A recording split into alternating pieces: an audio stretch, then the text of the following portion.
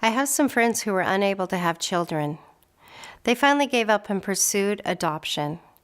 When they were able to adopt a 7-year-old little girl from an orphanage, they went to work preparing their house to welcome their beloved new daughter into their home and family. They decorated a bedroom with fluffy pink covers, a fun window seat filled with stuffed animals, a closet containing new clothes, and they filled her bathroom with all the lotions and potions to delight a little girl. They made a cupboard for her in their kitchen to hold her snacks, and filled their family room with games and movies.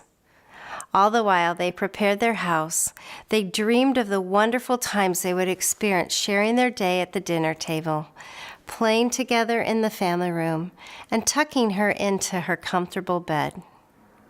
The day they went to pick her up, she came out clutching a bag of rags. They told her she wouldn't need those ragged clothes any longer, as she had brand new clothes hanging in her closet, but she insisted on bringing them with her.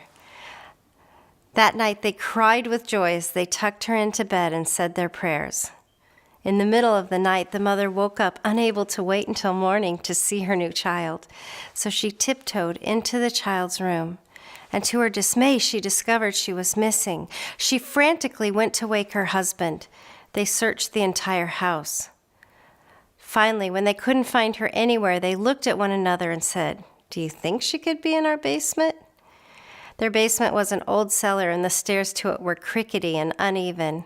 They carefully found their way to the bottom, and they saw her in the corner, sleeping on concrete, clutching her bag of rags.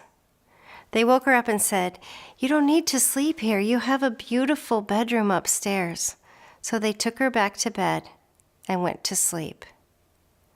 The next morning, their daughter came downstairs wearing one of her old dresses from the orphanage. They reminded her she had a closet of new clothes, but she insisted on wearing her ragged dress to school. That night, she refused to come to the dinner table or come into the family room to spend time with them.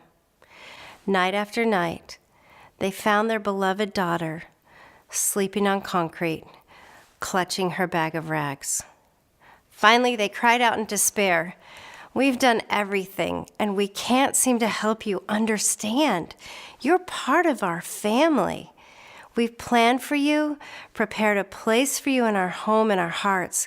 We love you, and we always will love you. Your past is in the past. You are wanted, accepted, cherished, and secure. We will never stop trying to convince you just how much we love you." Let me ask you, do you recognize this little girl? Could she be you? Are you holding on to the rags of your past? Is the root of your identity dug so deep that multiple invitations to move forward haven't set you free?